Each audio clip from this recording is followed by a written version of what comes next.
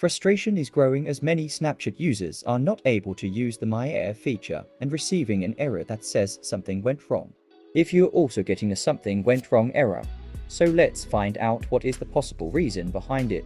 Lots of Snapchat users are claiming they are getting the message when they try to add My AI as a friend on the platform. After tapping add friend, a message appears in a grey box that says something went wrong and the button doesn't click.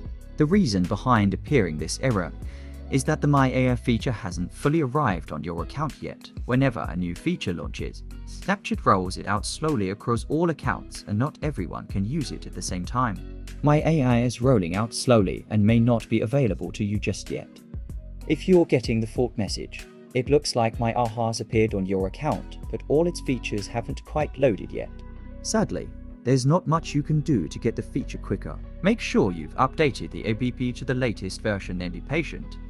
When the feature launches on your account, you shouldn't have to add My AI as a friend at all. It will automatically be one of your friends. The bot will appear at the top of the chat screen with a message that says, "Hi, I'm your new AI chatbot. You can ask me just about anything and I'll do my best to help." Thanks for watching. Subscribe my channel and press the bell icon for all latest updates.